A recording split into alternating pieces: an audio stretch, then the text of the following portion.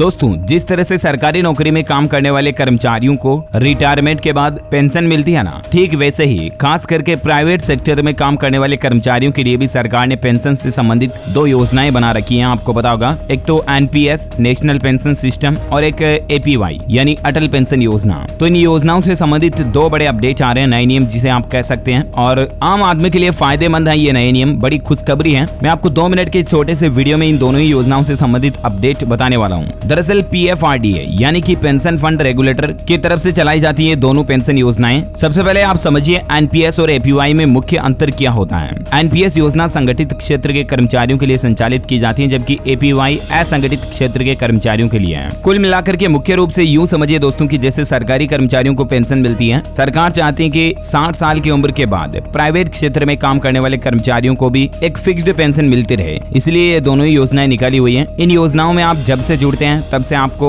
सालाना 6 महीने का ऐसा फिक्स्ड इन्वेस्टमेंट डालना पड़ता है, और उसके बाद आपको 60 साल की उम्र के बाद उनका रिटर्न मिलता रहता है पेंशन के रूप में, जो कि खास करके वरिष्ठ नागरिकों को बुढ़ापे में उनके जीवन यापन के लिए काफी मदद करता है। तो ऐसे में इन योजनाओं को लेकर पहला अपडेट तो आप देखिए कि एनपीएस और एपीवाई के खाताधारकों को राहत मिली है। अब यूपीआई के जरिए भी आप इनमें अंशदान कर पाएंगे, यानी कि इन्वेस्टमेंट कर पाएंगे। इतने दिन के नियम के मुताबिक आप सिर्फ इन योजनाओं में या तो आईएमपीएस, एनईएफटी, आरटीजीएस या नेट बैंकिंग का इस्तेमाल करके इन खातों में पैसे भेज सकते थे, लेकिन अब इसका दायरा बढ़ा दिया है। पीएफआरडीए का कहना है कि अब अंशदान जमा करने की प्रक्रिया को सरल बनाने के लिए यूपीआई के माध्यम से भी आप इनमें राशि जमा करा सकते हैं, यानी फोन पे, पेटीएम, गूगल पे, भीम वगैरह के जरिए भी इन योजनाओं में आप निवेश कर पाएंगे। सिंपली आपको बता दूं, अगर आप इन योजनाओं से जुड़ना चाहते हैं तो जिस किसी भी बैंक में आपका खाता है ना, सिंपली आपको उस बैंक में जाना, बैंक ब्रांच में जाकर आपको बोलना कि मेरे को एनपीएस यानी कि नेशनल पेंशन सिस्टम का फॉर्म चाहिए, उसमें खाता खुलवाना है, या एपीवाई अटल पेंशन योजना का फॉर्म चाहिए, उसमें खाता खुलवाना है, या आप दोनों में ही जुड़ना चाहते हैं तो भी आपको